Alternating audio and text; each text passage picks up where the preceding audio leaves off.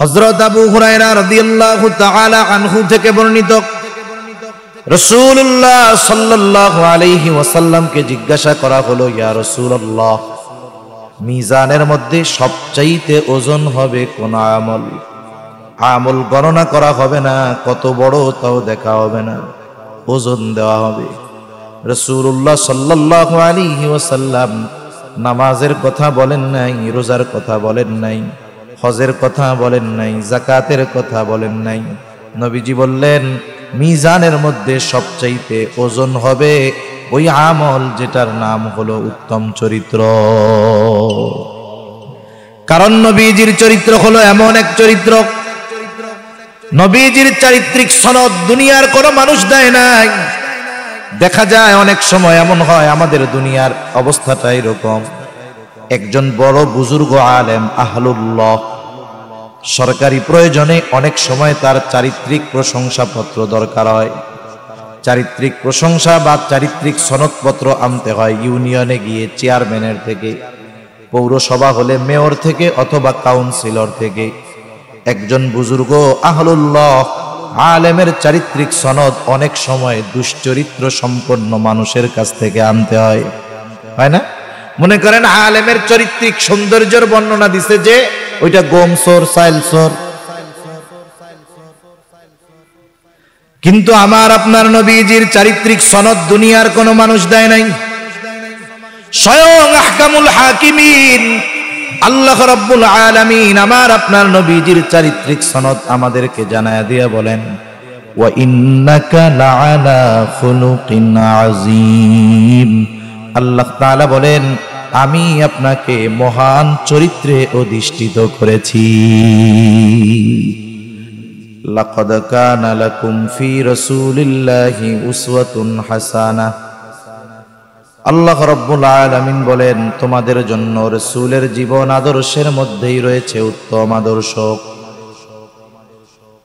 আল্লাহ রাব্বুল আলামিন রাসূলের চরিত্রের মধ্যে মানুষের জন্য উত্তম আদর্শ নিহিত রয়েছে। এই জন্য একটা মানুষ যদি পূর্ণাঙ্গ উত্তম আখলাকের অনুসারী হতে চায়, আখলাক সম্পন্ন হতে চায়, তাহলে তাকে রাসূলুল্লাহ সাল্লাল্লাহু আলাইহি ওয়াসাল্লামের চরিত্র অনুসরণ ব্যতীত আর কোনো পথ তার নাই। আমি যদি বিষয়টা পুরোপুরি বলতে চাই, ঘুচায়া বলতে চাই, লম্বা সময়ের দরকার। এখানে কয়েকটা প্রশ্ন অনেকের মনে আসতে পারে, কেন রাসূলুল্লাহ সাল্লাল্লাহু আলাইহি ওয়াসাল্লামের চরিত্র বিশ্বজনীন, সর্বজনীন? আল্লাহ তাআলা এইখানে শুধু মুমিনদের কথা উল্লেখ করেছেন এমন নয়। আল্লাহ তাআলা বলেন নাই শুধুমাত্র মুমিনদের জন্য রাসূল আকরাম সাল্লাল্লাহু আলাইহি ওয়াসাল্লামের মধ্যে উত্তম আদর্শ রয়েছে, বিষয়টা এমন নয়। রাসূল সাল্লাল্লাহু আলাইহি ওয়াসাল্লামের চরিত্র চতুর্মুখী এক চরিত্র।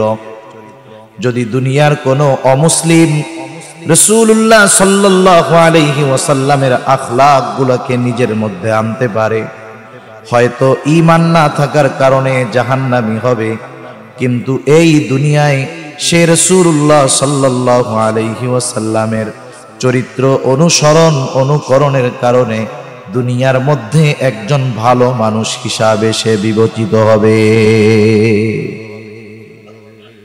রাসূল আকরাম সাল্লাল্লাহু আলাইহি ওয়াসাল্লামের চরিত্র এমন বৈশিষ্ট্য সম্পন্ন, যেই অনুসরণ করবে সেই আদর্শ মানুষে পরিণত হতে পারবে। আর যদি মুমিন রাসূল সাল্লাল্লাহু আলাইহি ওয়াসাল্লামের চরিত্রকে ধারণ করে, তার দুনিয়াও উজ্জ্বল, আখিরাতও উজ্জ্বল। এই জন্য খালেদ সাইফুল্লাহ রহমানী ইন্ডিয়ার একজন আলেম, অল ইন্ডিয়া মুসলিম পার্সোনাল লর প্রতিষ্ঠাতা, উনি রাসূল সাল্লাল্লাহু আলাইহি ওয়াসাল্লামের চারিত্রিক বিষয়ে একটা সিরাত লিখেছেন। ওইটার মধ্যে উনি লিখছেন, রাসূল আকরাম সাল্লাল্লাহু আলাইহি ওয়াসাল্লামকে আল্লাহ তাআলা এমন কিছু বিষয় দান করেছেন যা দুনিয়ার অন্য কাউকে আল্লাহ তাআলা দান করেন নাই, যার কারণে রাসূল সাল্লাল্লাহু আলাইহি ওয়াসাল্লাম হলেন গোটা সৃষ্টি জগতের সকল মানুষের জন্য অনুকরণীয় অনুসরণীয় একজন। বিষয়টা আমরা যদি জানি তাহলে আমাদের আগ্রহ পয়দা হবে। আসলে আমি চিন্তা করতেছি যে মানুষের আখলাক কেমন হওয়া দরকার, একটা মানুষের আখলাক কেমন হওয়া দরকার, এটা একটা ঘন্টায় একটা মানুষের গোটা জীবনের সব চারিত্রিক বিষয়কে সামনে তুলে ধরা এটা বড় কঠিন, অসম্ভব ব্যাপার। কারণ রাসূল সাল্লাল্লাহু আলাইহি ওয়াসাল্লামের চরিত্র বলতে পারেন এটা একটা মহা সমুদ্রের মতো। এই বিষয়টা পুরোপুরি সামনে তুলে ধরা কঠিন। তবে আমি যদি আপনাদের অন্তরে এতটুকু আগ্রহ সৃষ্টি করে যেতে পারি আল্লাহর রহমতে, যে এই বিষয়গুলো জানার পরে রাসূলের চরিত্র অনুসরণের আগ্রহী যদি আমরা হতে পারি, তাহলে আমার আগ্রহ যদি অন্তরে পয়দা হয়, আমি নিজে নিজেই খুঁজে বের করব যে রাসূলের চরিত্রের ওই দিকটা কেমন ছিল, আমি আমার চরিত্রটাকেও ওইভাবে সাজাবো। সর্বশেষ কয়েকটা বিষয় আপনাদের সামনে তুলে ধরবো, কিন্তু এর আগে আমি বিষয়টা একটু সংক্ষিপ্ত সারে বলতে চাই, কেন নবীজির চরিত্র বিশ্বজনীন। এক নাম্বার বিষয়, রাসূল আকরাম সাল্লাল্লাহু আলাইহি ওয়াসাল্লামের চরিত্র সকল মানুষের জন্য অনুসরণীয় হওয়ার এক নাম্বার কারণ, রাসূল আকরাম সাল্লাল্লাহু আলাইহি ওয়াসাল্লাম নির্দিষ্ট কোনো জাতি গোষ্ঠীর জন্য প্রেরিত হন নাই, বরং সকল মানুষের জন্য আমার আপনার নবী, তিনি নবী ছিলেন, প্রেরিত হয়েছেন। অতীতে আমার আপনার নবীর আগে যত নবী দুনিয়ায় আসছে, কেউ কোনো এলাকার জন্য নবী, কেউ বা বংশের জন্য নবী, কেউ বা কোনো শহরের জন্য নবী, কিন্তু আল্লাহ তাআলা আমার আপনার নবীর ব্যাপারে ঘোষণা দেন। আল্লাহ তাআলা বলেন, হাবিব আপনি বলেন, কুল ইয়া আইয়ুহান নাসু ইন্নী রাসূলুল্লাহি ইলাইকুম জামিআ। আল্লাহ তাআলা বলেন, আপনি বলেন, ইন্নী রাসূলুল্লাহি ইলাইকুম জামিআ, আমি তোমাদের সকলের কাছে মানুষ নবী হিসাবে প্রেরিত হয়েছি, হে মানব সম্প্রদায়। আল্লাহ তাআলা জানাচ্ছেন আপনি সকল মানুষের জন্য নবী। যেহেতু নবী সকল মানুষের জন্য নবী, নবীর চরিত্র অনুসরণ করাও সকল মানুষের জন্য জরুরি। দুই নাম্বার বিষয়, নবীজির চারিত্রিক দিক একদিক বা একমুখী ছিল না। নবীজির জীবনটা ছিল চতুর্মুখী জীবন, যেই জীবনে কষ্ট আছে, আনন্দ আছে, হাসি আছে, কান্না আছে, সব আছে। অনেক সময় অনেকের জীবন হয় একমুখী, শুধু সুখ স্বাচ্ছন্দ্যেই তার জীবনটা অতিবাহিত হয়। অনেকের জীবন শুধু কষ্টে অতিবাহিত হয়, কিন্তু নবীজির জীবন হলো চতুর্মুখী এক জীবন। ওই জীবনের মধ্যে আপনি যদি আপনার আমার জীবনের প্রত্যেকটা দিক খুঁজি, তালাশ করি, তাহলে নবীজির সিরাত নবীজির জীবনের মধ্যে পাওয়া যায়।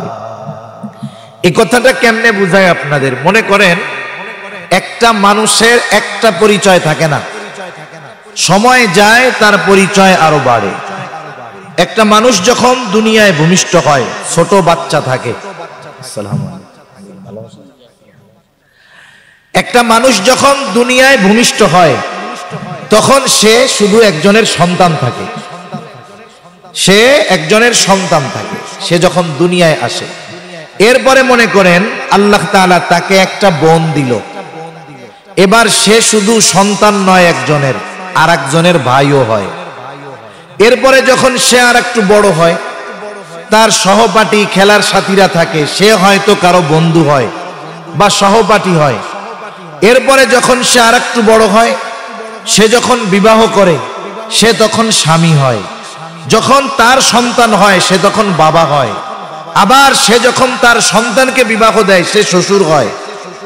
আবার সে যখন মনে করেন কোন দায়িত্ব পেল, রাষ্ট্রীয় দায়িত্ব পেল, নেতা হলো, অথবা রাষ্ট্র পরিচালনার দায়িত্ব পেল, সে শাসক হলো। তাহলে একটা মানুষের পরিচয় একটা বিষয়ের মধ্যে সীমাবদ্ধ থাকে না। সে কখনো কারো সন্তান হয়, হয়তো বাবা হয়, নয়তো শ্বশুর হয়, নয়তো বিচারক হয়, নয়তো রাষ্ট্র পরিচালক হয়। আমার আপনার নবীর পরিচয় তো একটা ছিল না। উনি সন্তানও ছিলেন, উনি পিতাও ছিলেন, উনি শ্বশুর ছিলেন, উনি সহকর্মী ছিলেন, অনেকের সাথী ছিলেন, ওনারও সাথীরা ছিল, উনি রাষ্ট্র পরিচালক ছিলেন, উনি বিচারক ছিলেন।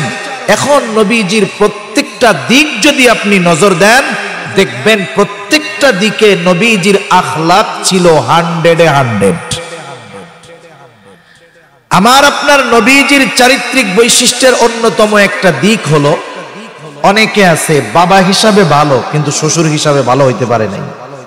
অনেকে আছে বিচারক হিসাবে ভালো কিন্তু সে অন্যদিকে তার ত্রুটি আছে। নবীজির যতগুলো পরিচয় পাবেন, বাবা হিসাবে দেখবেন 100-তে 100, শ্বশুর হিসাবে 100-তে 100, বিচারক হিসাবে 100-তে 100, সহপাঠী হিসাবে বা সহকর্মী হিসাবে, বন্ধু হিসাবে 100-তে 100। নবীজির চারিত্রিক দিক কোনোটা এমন নয় যে একটাই উনি 90% আর একটা 100%, এমন নয়। নবীজির চরিত্র হলো পূর্ণাঙ্গ উত্তম চরিত্র। সুবহানাল্লাহ বলেন। আর নবীজির চারিত্রিক চতুর্মুখী দিক, প্রত্যেকটা দিক ছিল নবীজির কামেল, প্রত্যেকটা দিক ছিল পূর্ণ। এই জন্য কোনো ব্যক্তি যদি চায় আমি উত্তম মানুষে পরিণত হব, তাহলে তার রাসূলুল্লাহ সাল্লাল্লাহু আলাইহি ওয়াসাল্লামের জীবন আদর্শ অনুসরণের আর কোনো বিকল্প নাই। রাসূল সাল্লাল্লাহু আলাইহি ওয়াসাল্লামের চারিত্রিক বৈশিষ্ট্য বিশ্বজনীন হওয়ার পেছনে তৃতীয় কারণ, আল্লাহ তাআলা আমার আপনার নবীজির মাধ্যমে এমন কিছু বিষয়ের পূর্ণতা প্রদান করেছেন যা অন্য কারো মাধ্যমে করেন নাই। নবীজির মাধ্যমে আল্লাহ তাআলা এমন কিছু বিষয়ের পূর্ণতা প্রদান করেছেন। উল্লেখযোগ্য বিষয়গুলোর মধ্যে 1 নম্বর বিষয়, আল্লাহ রাব্বুল আলামিন বলেন, আল ইয়াউমা আকমালতু লাকুম দীনাকুম ওয়া আতমামতু আলাইকুম নি'মাতি ওয়া রাদিতু লাকুমুল ইসলাম দীনা। আল্লাহ রাব্বুল আলামিন বলেন, বিদায় হজের দিন আরাফার ময়দানে আল্লাহ তাআলা আয়াত নাজিল করে জানায়া দিলেন, আল ইয়াউম, আজকের এই দিন, আকমালতু লাকুম দীনাকুম, আমি তোমাদের জন্য আমার দ্বীনকে পরিপূর্ণ করলাম। এই ঘোষণা একমাত্র আমার আপনার নবীজির জন্যই দেওয়া হয়েছে। এই দিনকে আল্লাহ তাআলা আমার আপনার নবীজির মাধ্যমেই পূর্ণতার খবর আমাদের জানায় দিয়েছেন। অতীতের কোন নবীর দ্বারা দিন পরিপূর্ণ হওয়ার ঘোষণা আল্লাহ দেন নাই। তাহলে নবীজির মাধ্যমে 1 নম্বরে দিন পরিপূর্ণতা লাভ করেছে, তথা আমাদের জীবন ব্যবস্থা। দিন এটা ব্যাপক অর্থবোধক একটি শব্দ। রাজনীতি, পৌরনীতি, সমাজনীতি, অর্থনীতি, পরিবার নীতি, যত নীতি আছে সব রাসূলুল্লাহ সাল্লাল্লাহু আলাইহি ওয়াসাল্লামের মাধ্যমে আল্লাহ তাআলা পূর্ণতার ঘোষণা দিয়েছেন। 2 নম্বর, ওয়া আতমামতু আলাইকুম নি'মাতি, আল্লাহ রাব্বুল আলামিন বলেন, আজকে আমি তোমাদের জন্য আমার নিয়ামত সমূহকে পরিপূর্ণ করলাম। তাহলে নবীজির মাধ্যমে 1 নম্বরে পূর্ণতা পেয়েছে দিন, 2 নম্বর পূর্ণতা পেয়েছে নিয়ামত, 3 নম্বর নবীজির মাধ্যমে আল্লাহ তাআলা পূর্ণতা প্রদান করেছেন নবুয়তের। এই জন্য নবীজির মাধ্যমে পূর্ণতা লাভ করেছে নবুয়ত। আল্লাহ তাআলা কোরআনুল কারীমের মধ্যে জানায় দেন যে আপনি হলেন খাতামুন নবিয়্যিন, আপনার পরে আর কোনো নবী নাই। আল্লাহ তাআলা জানায় দেন আপনি শেষ নবী। রাসূলুল্লাহ সাল্লাল্লাহু আলাইহি ওয়াসাল্লাম বলেন, আনা খাতামুন নবিয়্যিন লা নাবিয়্যা বাদি। আর আল্লাহ তাআলা বলেন, মা কানা মুহাম্মাদুন আবা আহাদিম মির রিজালিকুম ওয়ালাকিন রাসূলুল্লাহি ওয়া খাতামান নবিয়্যিন। নবীজি বলেন আমি শেষ নবী, আমার পরে আর কোনো নবী আসবে না। আল্লাহ তাআলাও বলেন আপনি খাতামুন নবিয়্যিন, মুহাম্মাদুর রাসূলুল্লাহ তিনি হলেন শেষ নবী, আর কোন নবী ওনার পরে নাই। আল্লাহ তাআলা আমার আপনার নবীজির মাধ্যমে নবুয়তিকে পূর্ণতা প্রদান করেছেন। এজন্য নবীর পরে আর কোন নবী নাই। এর দাবি যে করবে একেবারে মোটা মাথার লোক, যে সূক্ষ্ম জ্ঞান যার নাই, সেও সহজে বুঝবে এটা কাফের। এটা এত সহজ বিষয়, এটা বোঝার জন্য তাত্ত্বিক কোনো আলোচনার দরকার নেই। সুস্পষ্ট কথা, আল্লাহর ঘোষণা যে আপনি শেষ নবী, মুহাম্মাদুর রাসূলুল্লাহ তিনি শেষ নবী। এখন এনার পরে কোনো নবী নাই, এটা বোঝার জন্য তাত্ত্বিক জ্ঞান থাকার দরকার নেই। কারণ কোরআনুল কারীমের কেউ বেঈমান হওয়ার জন্য কোরআনুল কারীম গোটাটা অস্বীকার করার দরকার নেই। একটা আয়াত, একটা সূরা, একটা রুকু অস্বীকার করা লাগবে না, একটা শব্দ না, একটা অক্ষর কোরআনের অবিশ্বাস করলে বেঈমান হওয়ার জন্য যথেষ্ট। তাহলে আমার আপনার নবীর মাধ্যমে আল্লাহ তাআলা নবুয়তির পূর্ণতা প্রদান করেছেন। 4 নম্বর, আমার আপনার নবীজির মাধ্যমে আল্লাহ তাআলা আখলাকের পূর্ণতা প্রদান করেছেন। রাসূল আকরাম সাল্লাল্লাহু আলাইহি ওয়াসাল্লামের চরিত্রের মাধ্যমে আল্লাহ তাআলা নবীজির মাধ্যমে উত্তম আখলাকের পূর্ণতা প্রদানের ঘোষণা দিয়েছেন। নবীজিও বলেন, ইন্নামা বুইসতু লিউতাম্মিমা মাকারিমাল আখলাক। নবীজি বলতেছেন, আমাকে উত্তম চরিত্রে পরিপূর্ণতা প্রদানার্থে প্রেরণ করা হয়েছে। আমার আপনার নবীর আগে যত নবী দুনিয়ায় আসছেন সব উত্তম চরিত্রওয়ালা নবী, কোনো সন্দেহ নাই। সবার চরিত্র উত্তম, এ ব্যাপারে কোনো সন্দেহ নাই। তবে আমার আপনার নবীজি ব্যতিক্রম, যে নবীজির মাধ্যমে নবীজি শুধু উত্তম চরিত্রের অধিকারী এমনটা নয়, বরং আল্লাহ তাআলা আমার আপনার নবীজির মাধ্যমে উত্তম চরিত্রের পরিপূর্ণতা প্রদান করেছে। এখন বলেন, যেই নবীর উত্তম চরিত্রে পরিপূর্ণতা প্রদানকারী সেই নবীর চরিত্র আখলাক যদি আমরা অনুসরণ করি, তাহলে ওই আখলাকের ধারক বাহক যদি আমরা হতে পারি, তাহলে আমরা এ দুনিয়ায় শ্রেষ্ঠ মানুষ হইতে পারব। কারণ যার চরিত্র ভালো না, তার সব ভালো থাকলেও ওই ভালোর কোনো দাম নেই। উত্তম চরিত্রের অনেক ওজন, অনেক দাম, অনেক মূল্য। হযরত আবু হুরায়রা রাদিয়াল্লাহু তাআলা আনহু থেকে বর্ণিত, রাসূলুল্লাহ সাল্লাল্লাহু আলাইহি ওয়াসাল্লামকে জিজ্ঞাসা করা হলো, ইয়া রাসূলুল্লাহ, মিজানের মধ্যে সবচাইতে ওজন হবে কোন আমল? আমল গণনা করা হবে না, কত বড় তাও দেখা হবে না, ওজন দেওয়া হবে।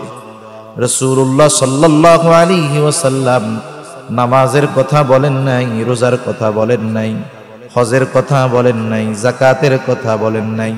নবীজি বললেন, মিজানের মধ্যে সবচাইতে ওজন হবে ওই আমল যেটার নাম হলো উত্তম চরিত্র।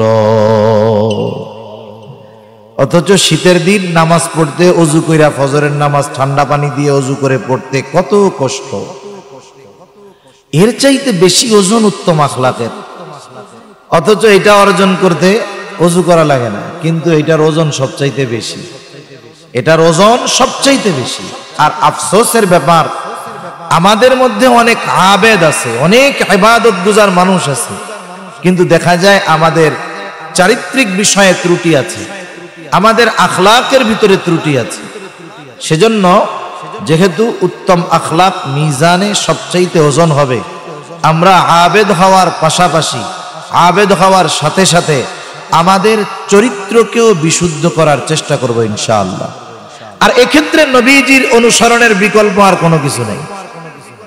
কারণ নবীজির চরিত্র হলো এমন এক চরিত্র, নবীজির চারিত্রিক সনদ দুনিয়ার কোনো মানুষ দেয় নাই।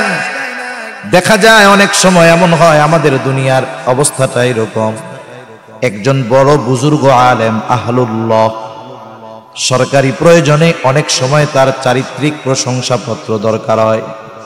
চারিত্রিক প্রশংসা বা চারিত্রিক সনদপত্র আনতে হয় ইউনিয়নে গিয়ে, চেয়ারম্যানের থেকে, পৌরসভা হলে মেয়র থেকে অথবা কাউন্সিলর থেকে। একজন বুজুর্গ আহলুল্লাহ আলেমের চারিত্রিক সনদ অনেক সময় দুশ্চরিত্র সম্পন্ন মানুষের কাছ থেকে আনতে হয়, হয় না? মনে করেন আলেমের চারিত্রিক সৌন্দর্যের বর্ণনা দিছে যে ওইটা গোমসোর, সাইলসোর, কিন্তু আমার আপনার নবীজির চারিত্রিক সনদ দুনিয়ার কোনো মানুষ দেয় নাই। স্বয়ং আহকামুল হাকিমিন আল্লাহ রাব্বুল আলামিন আমার আপনার নবীজির চারিত্রিক সনদ আমাদেরকে জানায়া দিয়া বলেন, ওয়া ইন্নাকা লাআলা খুলুকিন আযীম। আল্লাহ তাআলা বলেন, আমি আপনাকে মহান চরিত্রে অধিষ্ঠিত করেছি। আল্লাহ তাআলার কিছু গুণবাচক নাম আছে, কিছু শব্দ আছে যেটা আল্লাহ তাআলার শানেই ব্যবহার হয়। আযীম, মহান, এটা মানুষের শানে ব্যবহৃত শব্দ নয়, কিন্তু আল্লাহ তাআলা আমার আপনার নবীজির চারিত্রিক বিষয় বর্ণনা করতে গিয়ে দুটো ব্যবহার করছে, যে আপনাকে আমি মহান চরিত্রে অধিষ্ঠিত করেছি। তাহলে রাসূলুল্লাহ সাল্লাল্লাহু আলাইহি ওয়াসাল্লামের চারিত্রিক সৌন্দর্য কেমন ছিল আল্লাহ তাআলার এই ঘোষণার মাধ্যমে সুস্পষ্টভাবে বোঝা যায়। যেহেতু নবীজির চরিত্র মহান চরিত্র, এজন্য আল্লাহ তাআলা বলেন, হে বিশ্ববাসী শোনো, লাকাদ কানা লাকুম ফি রাসূলিল্লাহি উসওয়াতুন হাসানা, তোমাদের জন্য রয়েছে রাসূল আকরাম সাল্লাল্লাহু আলাইহি ওয়াসাল্লামের জীবন আদর্শের মধ্যে উত্তম আদর্শ। এখন নবীজির ওই মহান চরিত্রের গুণাবলীর মধ্য থেকে কয়েকটা গুণ আমি আপনাদের সাথে একটু মুযাকারা করব। সাধারণত সচরাচর যেগুলো দরকার হয়, সর্বসময় যেগুলো লাগে, ওই গুণগুলো যদি আমরা অর্জন করতে পারি, আশা করা যায় আস্তে আস্তে সবগুলো বিষয় আমাদের মধ্যে চলে আসবে। রাসূল আকরাম সাল্লাল্লাহু আলাইহি ওয়াসাল্লাম এক হাদিসের মধ্যে আমাদেরকে বলেন, রাসূল সাল্লাল্লাহু আলাইহি ওয়াসাল্লাম বলতেছেন, আরবাউন ইযা কুন্না ফিকা ফালা আলাইকা মা ফাতাকা মিনাদ দুনিয়া। নবীজি বলেন, যদি চারটি বিষয় তোমার মধ্যে থাকে, ফালা আলাইকা, আর কোনো কিছু তোমার নাই। নবীজি বলেন, মা ফাতাকা মিনাদ দুনিয়া, দুনিয়ার আর কিছু যদি তোমার নাও থাকে তাতে কিছু আসে যায় না। নবীজি এক নম্বরে বলেন, হিফযু আমানাতিন, এক নাম্বার নবীজি বলেন তোমরা আমানতদার হও, আমানতের হেফাজত করো।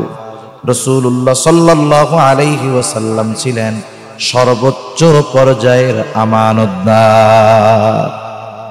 আমানতদারিতার গুণে নবীজি গুণান্বিত ছিলেন পরিপূর্ণভাবে। প্রত্যেকটা গুণের বিস্তারিত ব্যাখ্যা বা বলার সময় সুযোগ আমার নাই, যতটুকু সম্ভব আমি বলি। নবীজি আমানতদারিতার কথা কেন বলছেন? কারণ আমানতদারিতা এমন এক গুণ যেটার সম্পৃক্ততা ঈমানের সাথে। এজন্য নবীজি বলেন, লা ঈমানা লিমান লা আমানাতা লাহ, যার মধ্যে আমানতদারিতা নাই, নবীজি বলেন তার ঈমান নাই। এই জন্য আমরা আমানতদার হব। নবীজি আমানতদার ছিলেন নবুয়তির পরে এমনটা নয়, বরং কাফেররা নবুয়তি পাওয়ার বহুত পূর্বে আমার আপনার নবীজিকে আল আমিন, বিশ্বস্ত আমানতদার বলে তারা অভিহিত করেছে। নবীজির চারিত্রিক বৈশিষ্ট্যের একটা সৌন্দর্য ছিল যে অতীতের অনেক নবীকে তার উম্মতেরা চারিত্রিক বিষয়ে অপবাদ দেওয়ার অপচেষ্টা করছে। যেমন পয়গম্বর মুসা আলাইহিস সালাম, জলিলুল কদর একজন নবী। মুসা আলাইহিস সালাতু ওয়াস সালাম যখন কারুনকে যাকাত দিতে বলছে, কারণ যাকাত তো দেয়ই নাই, বরং একজন দুশ্চরিত্রা নারীকে ভাড়া করছে মুসা আলাইহিস সালামের ব্যাপারে অপবাদ দেওয়ার জন্য। কতটুকু ধৃষ্টতা প্রদর্শন করছে, এর শাস্তি আল্লাহ দিয়েছে। কিন্তু রাসূল সাল্লাল্লাহু আলাইহি ওয়াসাল্লামের বিরোধিতা, কাফেররা যে পরিমাণ নবীজির বিরোধিতা করছে, কোন নবীর উম্মত তার ব্যাপারে এতটা বিরোধিতা করেনি। কাফেররা নবীজির ব্যাপারে, দ্বীনের ব্যাপারে যতটা বিরোধিতা করছে, অন্য কোন নবীর উম্মত ওই নবীর ব্যাপারে এতটা কঠোর এবং এতটা বিরোধিতা করেনি। কিন্তু কাফেররা নবীজির বিরোধিতা করতে গিয়ে কখনো নবীজির চারিত্রিক বিষয়ে প্রশ্ন তোলার সাহস পায় না। সিরাতের কিতাব পড়েন, আপনি কোথাও পাবেন না যে আবু জেহেল, উতবা, সাইবা নবীজির চারিত্রিক বিষয় নিয়ে প্রশ্ন তুলছে। এ কথা তারা কখনো বলতে পারে নাই, সাহস পায় নাই। নবীজিকে তারা তিনটা বিষয় দিয়ে আঘাত করার চেষ্টা করবে। নবীজির ব্যাপারে তারা বলতো মানুষকে নবীজির থেকে দূরে রাখার জন্য। নবীজির ব্যাপারে এক নম্বরে তারা বলতো মুহাম্মদ এটা হলো পাগল, দুই নাম্বার বলতো মুহাম্মদ জাদুকর, তিন নাম্বার বলতো সে হলো কবি।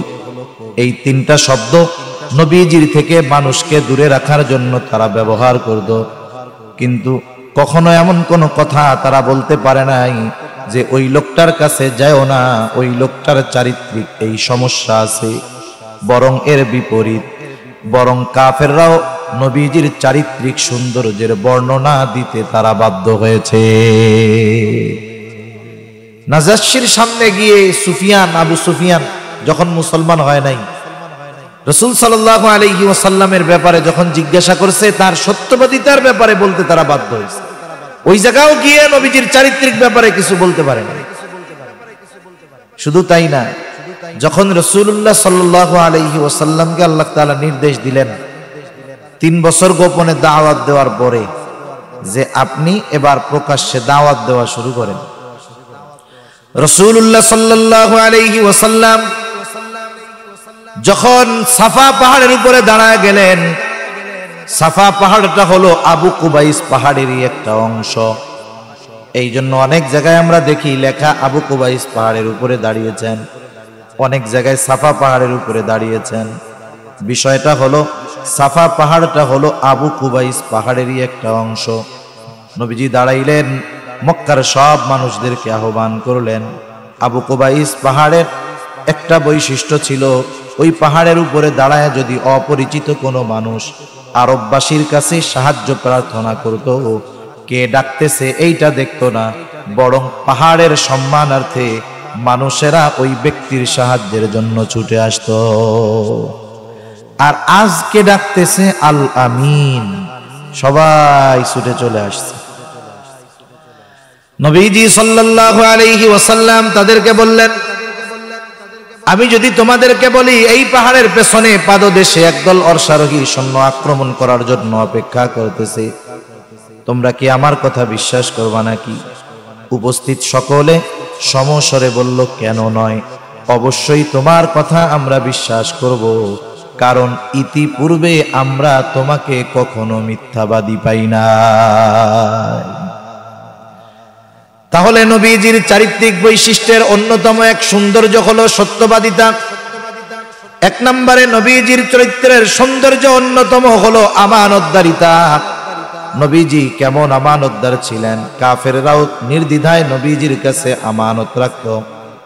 যেই কাফের নবীজির উপরে জুলুম করত, ও চিন্তা করত যতই জুলুম অত্যাচার করি না কেন, মুহাম্মাদের কাছে আমি যদি আমার সম্পদটা আমানত রাখি, সে কখনোই আমার এই আমানতের খেয়ানত করবে না। সেজন্য 1 নম্বরে আমরা আমানতদার হব। উত্তম মানুষ হতে হলে আমানতদারিতা বড় একটা গুণ। সেই আমানত কথার হতে পারে, সম্পদের হতে পারে, যার হয় হোক। 2 নম্বর, আমরা সত্যবাদী হব। সত্যবাদী, মিথ্যা পরিহার করব, সত্যবাদী হব।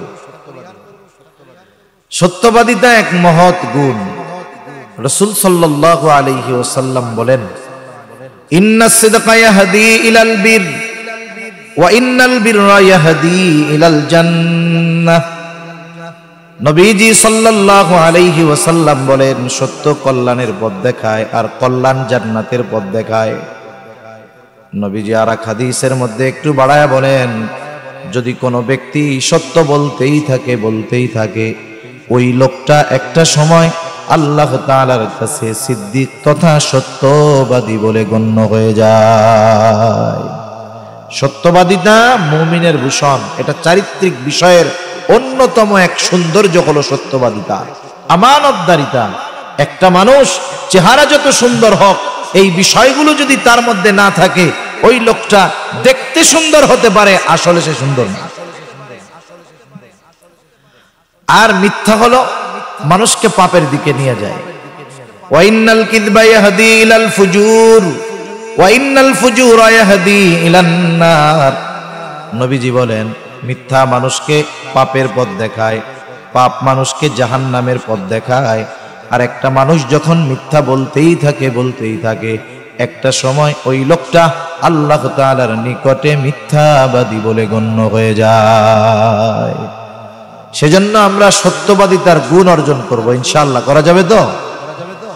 3 নাম্বার, ইনসাফ, ন্যায়পরায়ণতা। ন্যায় মধ্যে কথাবার্তা চলতেছে।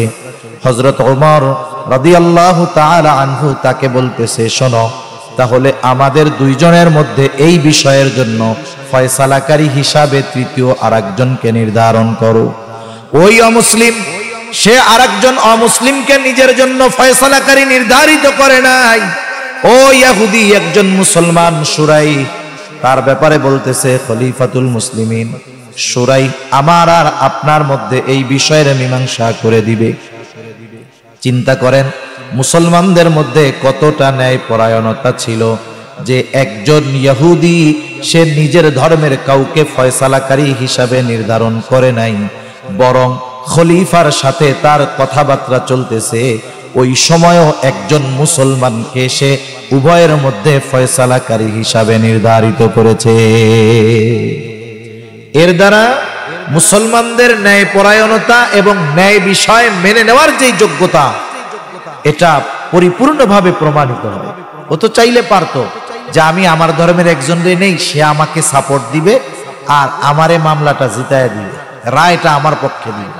সে এটা করে নাই, সে একজন মুসলমানকেই এই বিষয়ের ফয়সালাকারী হিসাবে নির্ধারণ করছে।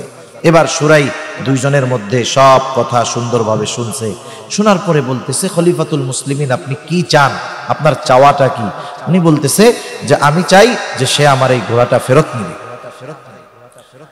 এইবার শুরাই বলে খলিফাতুল মুসলিমিন সে এই ঘোড়া ফেরত নিতে বাধ্য, তবে শর্ত একটা, আপনি যখন এর কাছ থেকে ঘোড়া কিনেছিলেন ঘোড়ার অবস্থা কেমন ছিল? বলে হ্যাঁ তখন তো ভালো ছিল।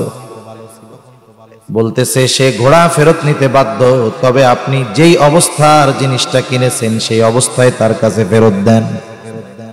খলিফাতুল মুসলিমিন চুপ হয়ে গেলেন। একটু পরেই তিনি বলতেছেন হ্যাঁ শুরাই এটাই ন্যায় বিচার। সুবহানাল্লাহ বলেন।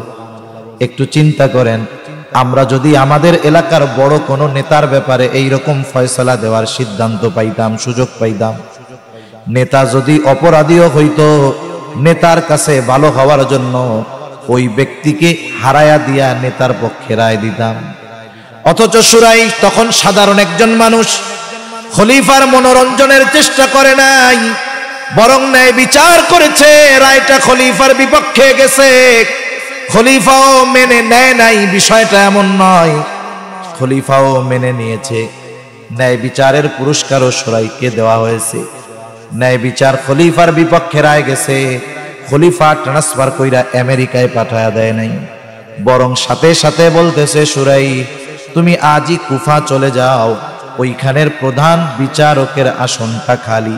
খলিফাতুল মুসলিমিন তার এই ন্যায় বিচারের পুরস্কার হিসাবে কুফার প্রধান বিচারকের দায়িত্ব তাকে দিয়ে দিলেন।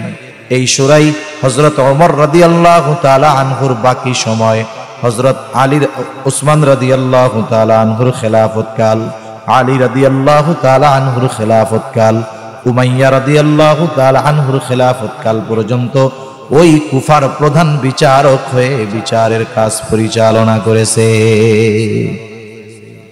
তাহলে একটা সময় ন্যায় বিচার করার যেমন ইচ্ছা ছিল, মেনে নেওয়ারও যোগ্যতা মানুষের মধ্যে ছিল। আফসোস ন্যায় বিচার করারও ইচ্ছা আমাদের নাই, মেনে নেওয়ারও ইচ্ছা আমাদের মধ্যে নাই।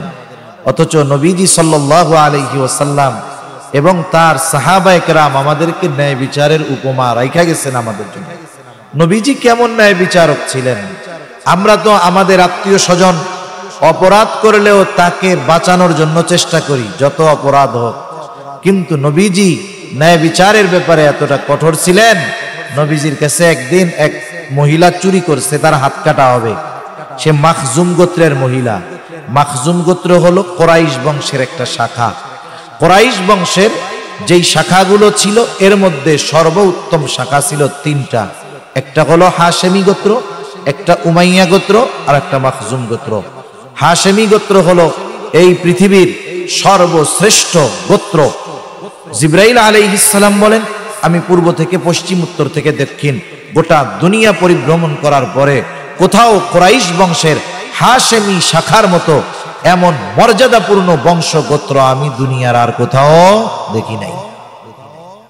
এই কুরাইশ বংশের একটা শাখা মাখজুম গোত্র, ওই গোত্রের একজন মহিলা চুরি করছে, হাত কাটা হবে।